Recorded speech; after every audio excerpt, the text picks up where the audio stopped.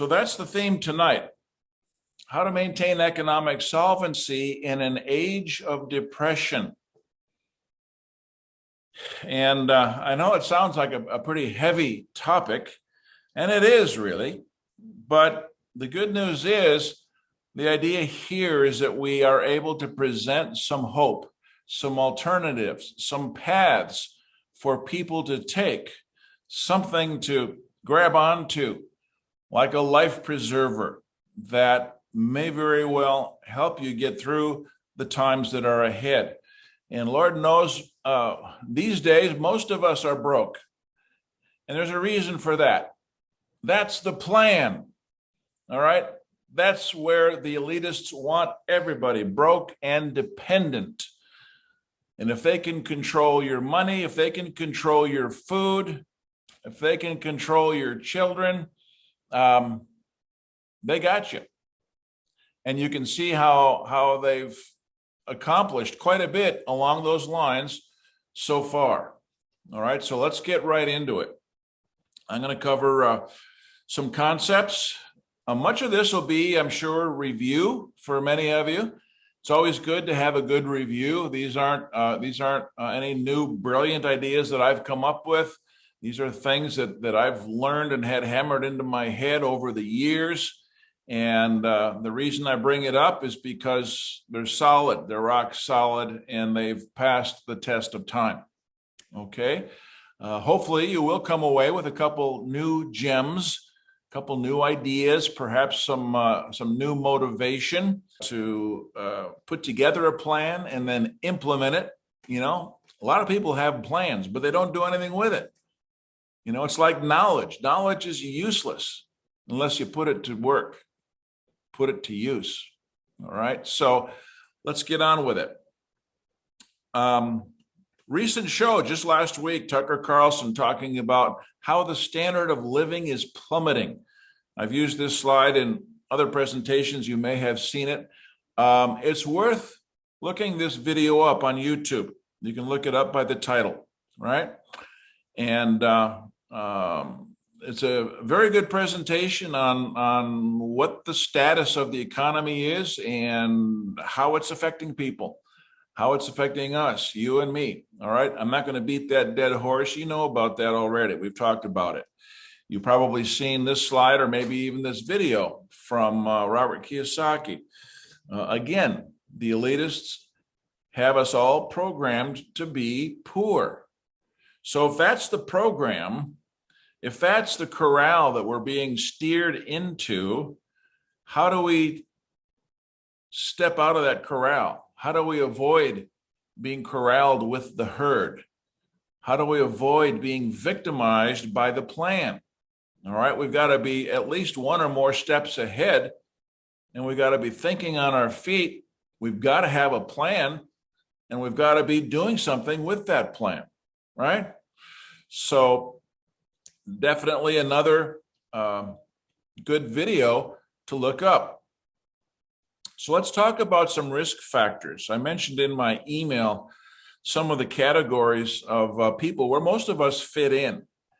Okay, the risk factors for employees in the private sector, working for a business, a company, a corporation. One of the risks is in these turbulent economic times, you're putting all your faith, your future in the fact that your employer is going to be there for you with that paycheck. All right. But you have no control over that. This pandemic has forced nearly 1/3 of all small businesses to close in the last 2 years. Think about the impact of that. How many people has that affected?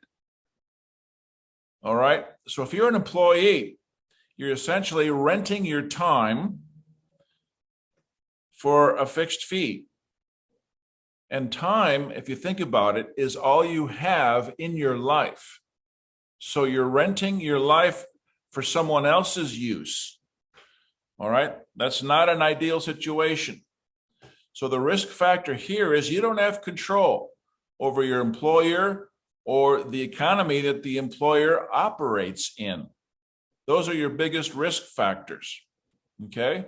We can look at government employees. Government employees probably have the most secure situation of anybody in terms of job security, pension benefits, those type of things. But what have you been hearing in the financial news lately? Well, the Federal Reserve's talking about raising interest rates. What does raising interest rates, how does that affect you? Well, it affects you when you think of the trillions of dollars in debt that the government has.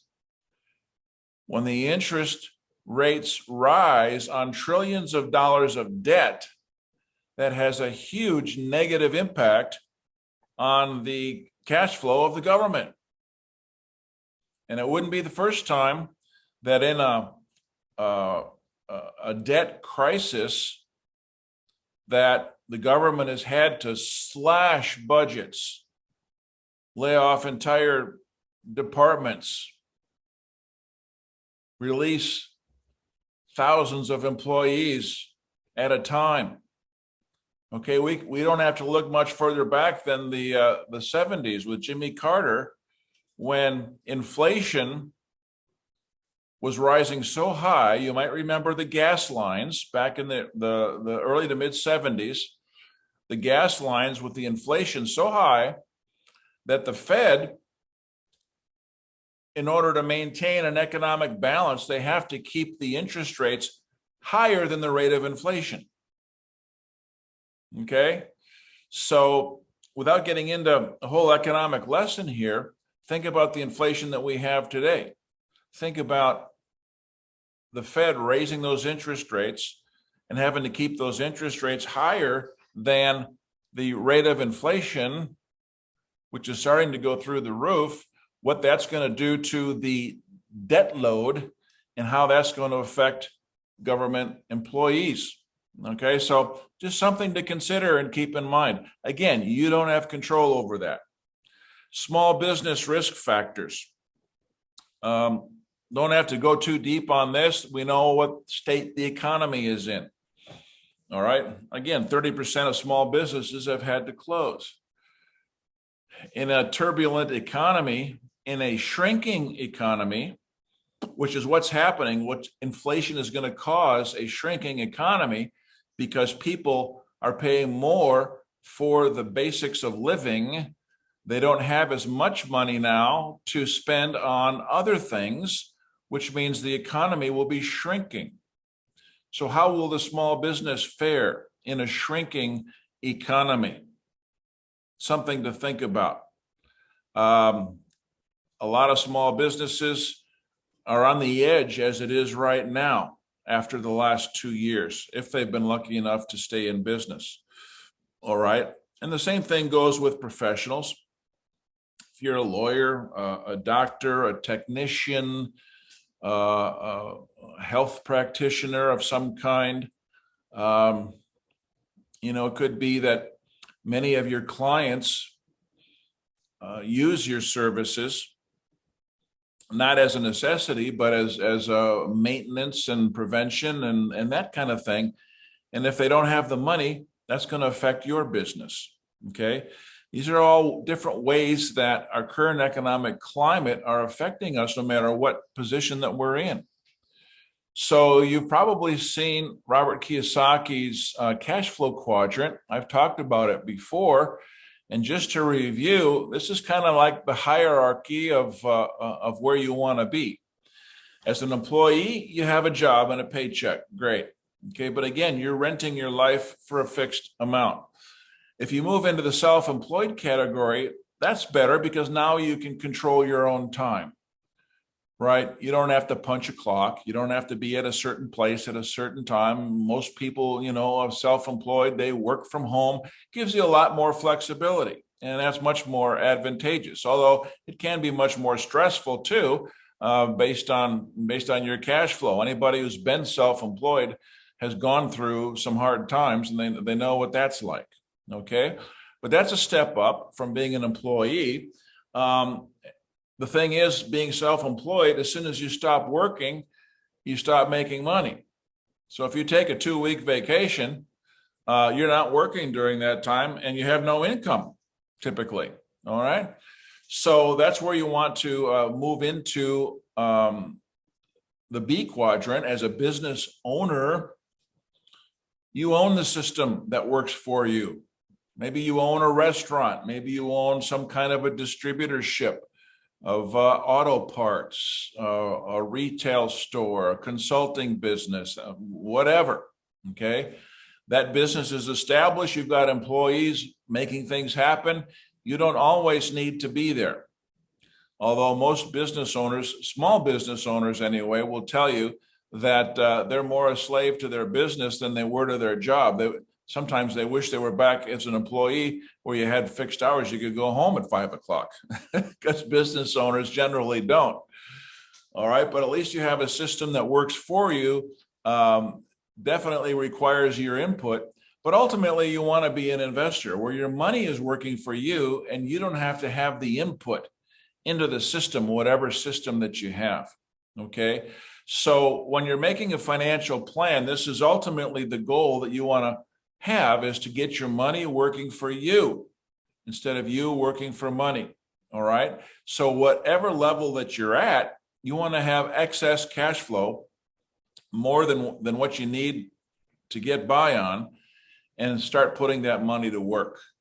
Okay. So that's a very simple concept to factor into your planning.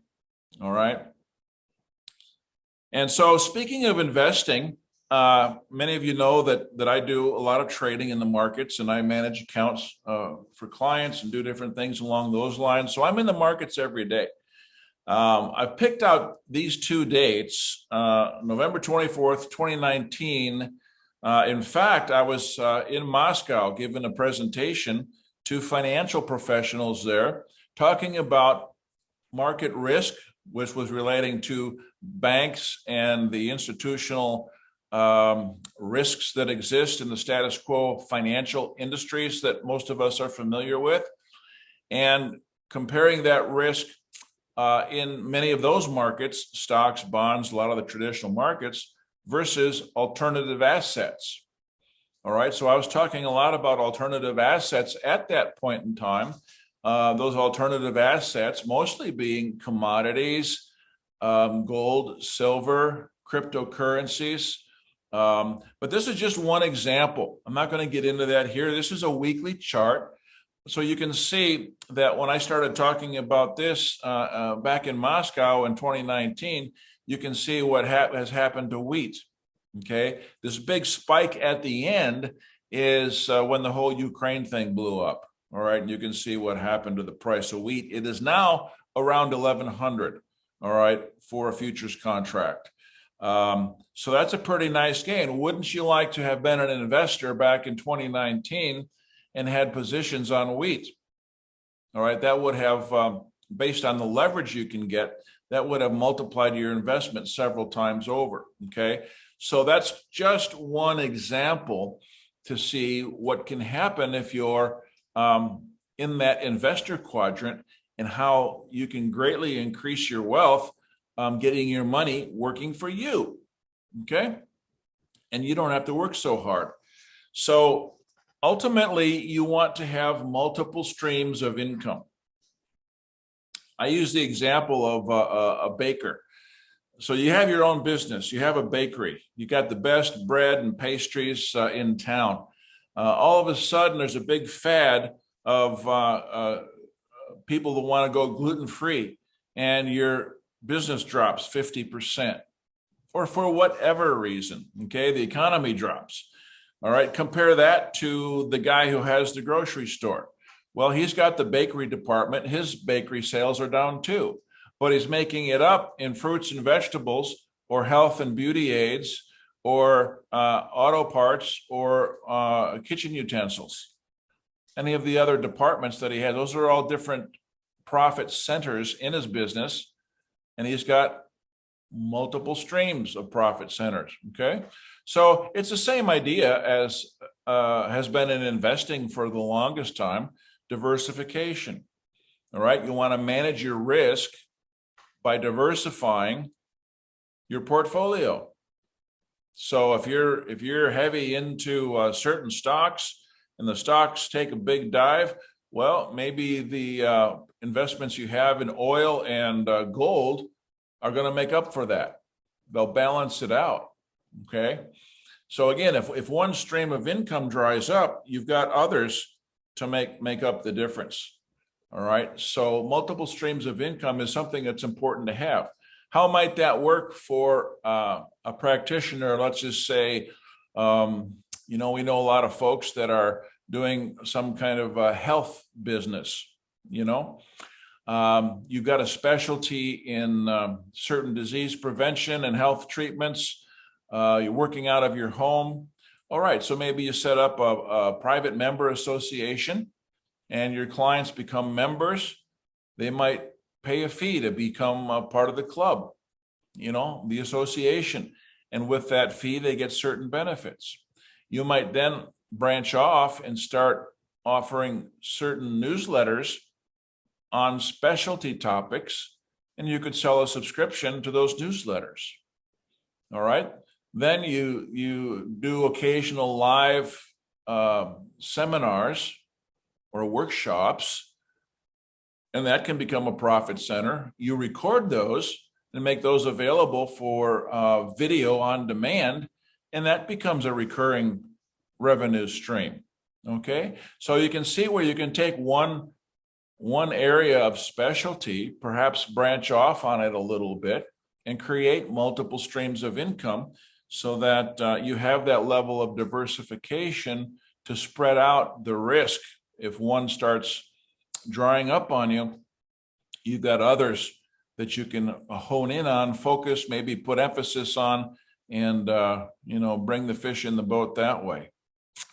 So there's different ways to go into business. If you're not in business already, if you're one of the in the employee category or retired, I didn't mention that category. I probably should have.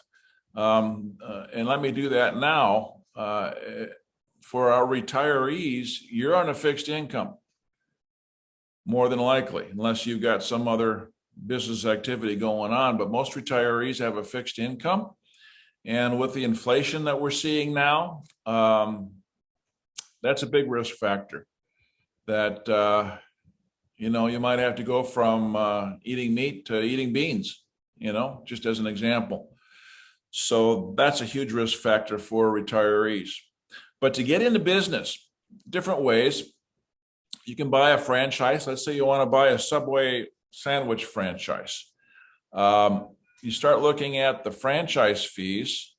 You need real estate or facility to work out of, equipment, inventory, marketing, operating expenses. It's a huge investment. It's pretty big. You can buy an existing business that already has a proven cash flow. That's a good way to go. I was a business broker myself for a number of years doing just that, helping people buy existing businesses. And that's very attractive. But again, you need a lump of cash to do that. Okay. You set up your own startup. Maybe you want to start a restaurant or a copy shop or furniture upholstery business. Maybe you're good with cars and engines. You want to, start your own mechanics shop. Okay. All of these traditional businesses require a pretty hefty investment, specialized equipment, facilities, employees, marketing, legal expenses. It's quite a list. All right. Those are all good options if you got the cash. Okay. But what if you don't? How can we get into business without having to have a huge lump of cash? That's where network marketing comes into play. Network marketing, which might surprise some people, is the business model which has created more millionaires than any other business model in history. And it's something that really anybody can do. All right. There's a lot of misunderstanding about this, but network marketing really takes the power of leverage and allows people to really achieve results that are astounding using that power of leverage. You know, referrals will make referrals will make referrals. All of a sudden, it starts spreading like crazy. And that leverage has turned into quite a network that you've built up, and all of that comes back to you in one way or another. Okay, so it's a beautiful concept. It's proven itself highly successful. And let's talk about some of the details. Okay, it costs almost nothing to start or maintain. There's little to no overhead. You've got huge upside potential. You know, I personally know personal friends who within a year have developed monthly incomes of $25,000 or more selling water filters, of all things. My goodness gracious. I've got a client, a young couple. They're in their mid to later 20s, and they're making $2.5 million a year in Herbalife, of all things. Okay, a young couple selling diet powder. Now, I know you could probably never imagine yourself doing that.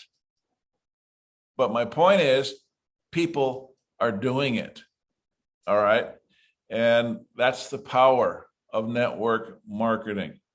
So one of the best benefits is that the products, the services, the systems, the promotional pieces, all of this is done for you. You don't have to create anything. Typically, it's much like a franchise. You simply learn the system, plug in, and let the system work for you. But it takes work, it takes effort to make it happen. But it's the system that will work for you. Okay, back to the business owner quadrant. Have that system working for you. And the beautiful thing about network marketing is, unlike being self-employed, you can start to build residual income that once you've built a business base, all right, that base continues for a period of time. So what you've done today can bring cash flow to you in the days ahead, in the months ahead, and continues, and you can build on that. All right, so there's some significant advantages to this. And I know a lot of people have instant disdain simply for a lack of understanding and comprehension of what it's really all about. Okay, so these are some of the reasons for that disdain. So let's talk about those. Oh, I'm not a salesperson. My response to that is, you're lying to me, because everybody's a salesperson. When you want to take your wife out to dinner and you've got a preference for one restaurant versus another, you're talking to her about why your preference might be better. All right. We sell other people on our own ideas every day. All right. Now, put that aside. Let's just say, okay, good. You're not a salesperson. What you are in any business is you're a problem solver. Your business is there to solve problems for people. And that's the difference between a consultant and a salesperson. A salesperson wants to make the sale whether you need it or not. They're just interested in the sale. And that's where you get the concept of the pushy salesperson.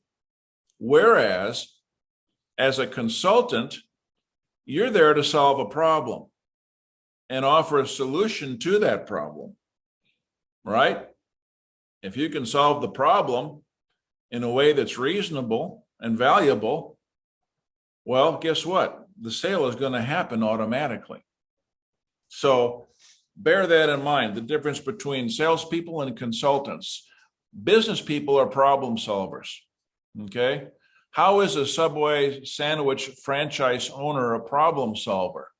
Well, when you're driving back from the mall and all of a sudden your stomach grumbles and you decide you're hungry and you look over at the Subway shop, oh, guess what? That guy can solve my problem. I'm going to pull in and get a Subway sandwich. That guy can solve my problem. Okay? So look at it this way. When you're in business, you're a problem solver as a consultant and not a salesperson. So eliminate that fear from your mind. Oh, I've tried this before and it doesn't work.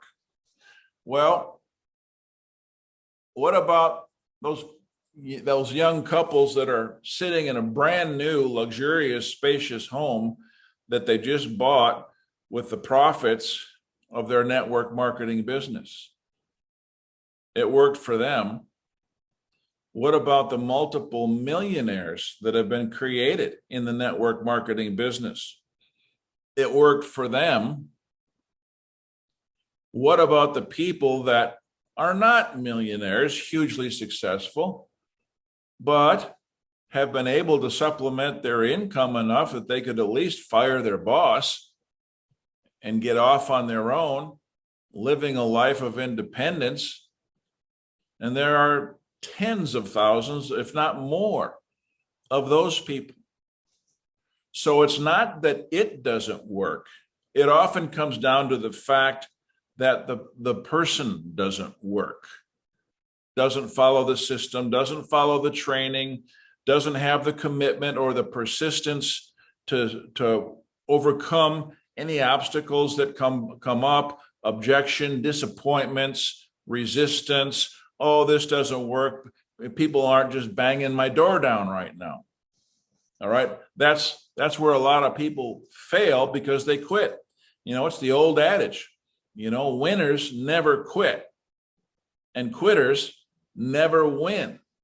The ones who win are the ones who stick it out and follow the program. Okay. So yes, it does work. The question is, will you work? Okay. Oh, I don't know anybody. Well, okay. I've heard that more than once. I don't know anybody. Well, that's good. You don't need to know anybody. That's kind of like saying, hey, let's go fishing. I'm going to charter a boat. We're going to go out into the ocean about 10 miles. And so you get to the place that's supposed to be a good fishing spot. You look around and you say, hey, you know what? I don't see any fish here. Let's go back. Well, hell, you didn't even put your line in the water. You got to put your line in the water to catch some fish. Okay. You don't need to know anybody. In fact, it's better off that you don't know anybody because you're going to have much more success talking to people that you don't know than talking to the people that you do know. The people that you do know are the first ones to shoot you down. All right. And that's why so many people say, oh, I don't want to be hitting up my friends or my family. Well, good, because you shouldn't be. You shouldn't be mixing business with personal relationships because one will jeopardize the other. You don't need that. The only time you ever want to talk about your business with friends or family is after you've achieved a certain level of success. Then they're going to want to know, oh, what are you doing? How'd you get that new car? What are you doing? Oh, I got this new business, but I'm busy now. Can't talk about it. Talk to you later.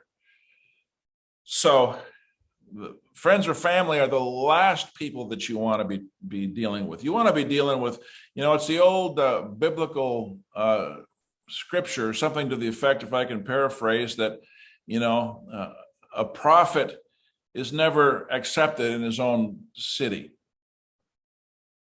Right? Oh, they know that guy. He's always been this. He's always been that. Don't pay any attention to him. But it's the stranger from afar that comes across as the expert who gets the respect. All right. So you don't want to deal with your friends or family. There's a lot of fish out in that ocean. You got to send that boat out into deep water and put those lines out to get any fish in the boat, right? So you don't want to be talking to your friends or family. None of that stuff. Oh, this is one of those pyramid deals or Ponzi schemes. Well, people who say this, first of all, don't know what they're talking about. If you asked them to define pyramid or Ponzi, they wouldn't be able to come up with one. And the idea of network marketing has nothing to do with either of these.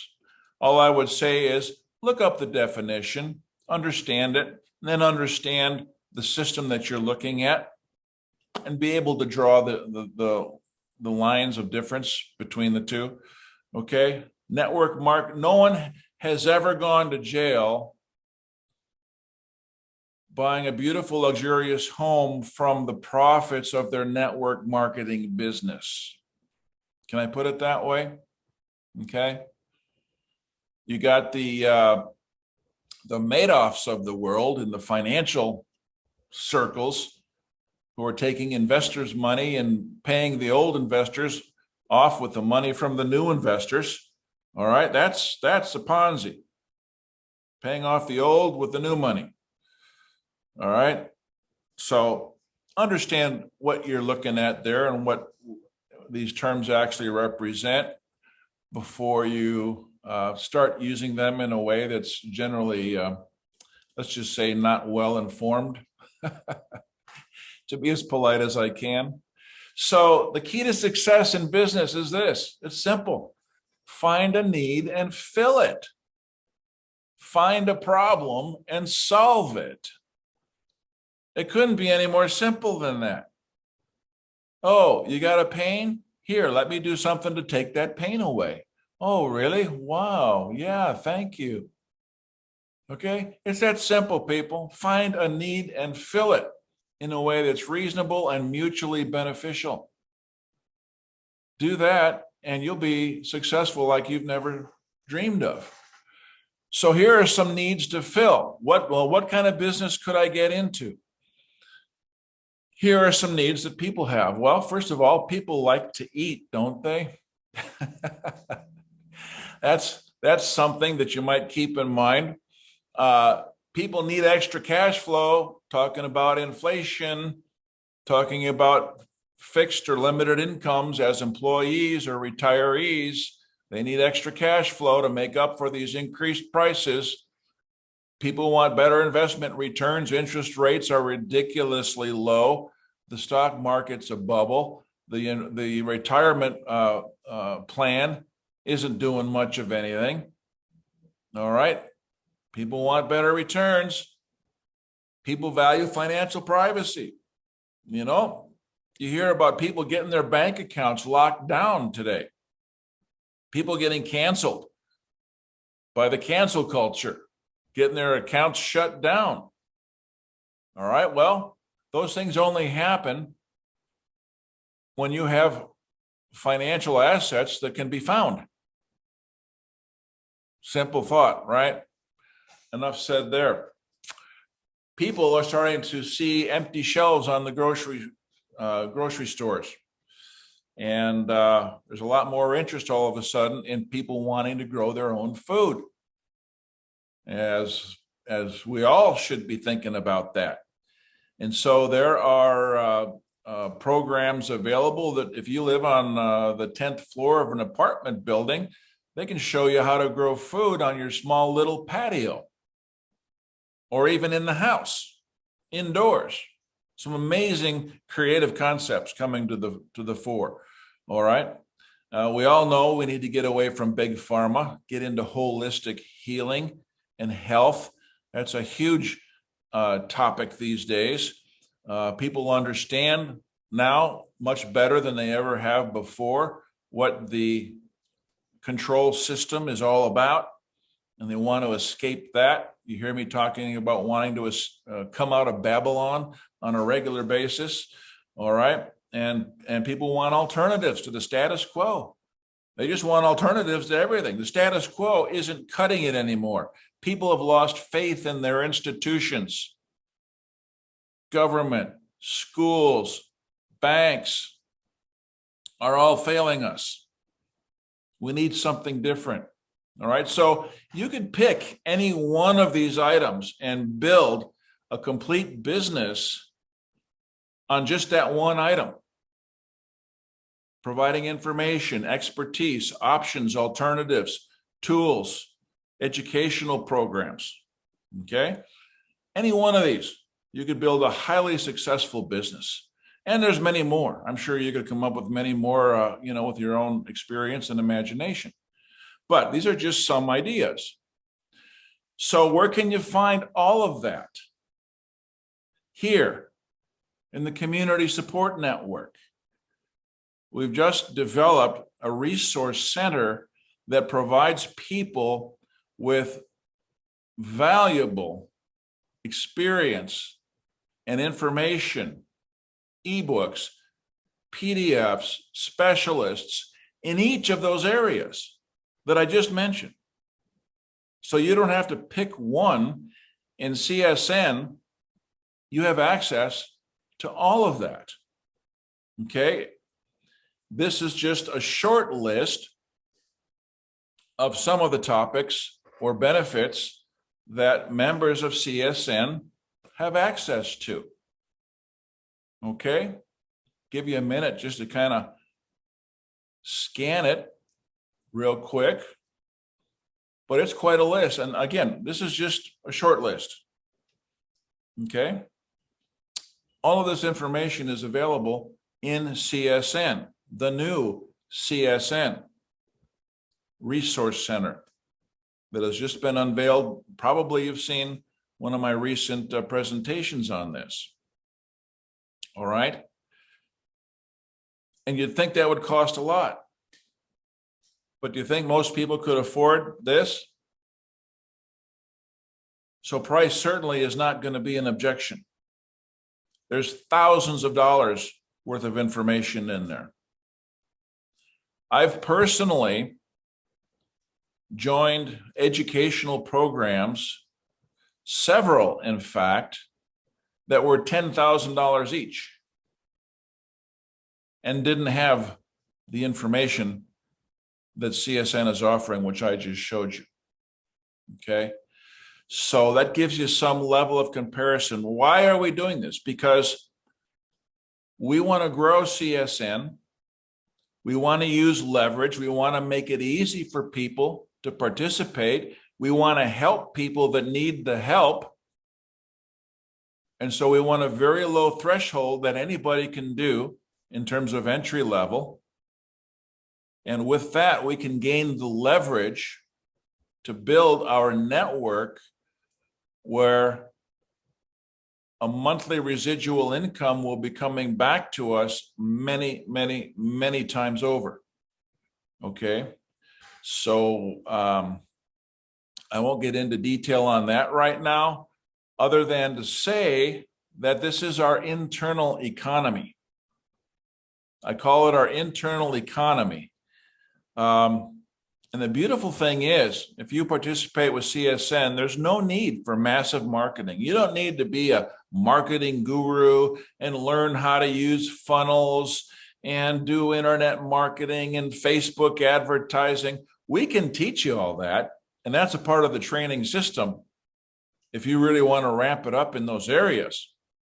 But what I'm saying is, you don't need to. Okay? You don't need to. But it's there for you if you want to, learn to really ramp it up that way. Okay. In our internal economy, you only need 3 solid new members. Look at it as interviewing for partners to work with you in your business. You only want 3. Okay. That's it. We don't need masses. You don't need to throw out a huge fishing net off the boat and reel in hundreds of fish at a time. We're only looking for 3. And with that 3, we start building leverage and building a team. And that's the power of networking. We start with a seed and we let it sprout. We nurture it, we grow it, and we use that leverage to generate long-term residual income. All right. Those three can lead to dozens or perhaps of hundreds of cash flow streams for you. Okay. Our internal economy is one in which our members support themselves. We make donations to each other. The only out-of-pocket expense is the $25. All right. But as donations start to come in, we start increasing those donations that we send to other members, and other members will start increasing the donations they start sending to us. Okay, it's a beautiful concept, and it's purely reflective of the power of leverage that we get through network marketing. Okay, it's really simple. So there's full training and support in everything that relates to that. There are many different ways to do this. You only need to pick one. Okay, so there's much more than you actually need, but it's all back there. And the beautiful thing here is anybody can do this. You know, if you're a young kid still in school, you can do this. If you're a retiree on a fixed income, you can do this. We'll teach you how to take that boat out into the deep waters and do some fishing. And again, you only need 3 fish. Whether it takes you 3 days or 3 months, doesn't matter, because it's going to put you on the right path. So there are some requirements to be a part of our community. All right. We're not asking everybody to sign up. We don't want you to sign up until you've had a chance to talk with somebody who would be your sponsor, more than likely, and make sure that the people that join us have the proper mindset. And that is, we want community members who have the commitment to help us grow. And who wouldn't want to be able to do that with the resources that I've shown you already? And you've got to make the commitment to take this knowledge that we have and apply it in your life. Use the information so that you can be in that investor quadrant, in the cash flow quadrant, and put yourself in a place where you can compensate for the runaway inflation and food shortages, and be able to provide for yourself off the grid in ways that perhaps you never imagined before. Okay? We'd like you to participate in our meetings whenever possible. You know, we have a couple every week. They're recorded typically. And so we'd like people to participate. All right? This is not something you sign up for and then forget about. We don't want that kind of member. We want people who are active in building the community. And in this day and age, community is very important for each and every one of us. Most of us are fairly isolated one way or the other, and we need good people around us to perhaps help get us through some of these days that are ahead. Okay? So those are the requirements. Again, it's not for everybody. This is invitation only. And so I can only suggest that you get with the member who may have invited you, have a conversation, and get your questions answered. We'll show you a little bit more in detail how the internal economy works. If you don't have a personal invitation, send a request by email, and we'll put someone in touch with you to have that conversation and see how the Community Support Network might help you to achieve some of your goals in surviving and even perhaps thriving in the days that are ahead. Okay, so that's it for now, folks.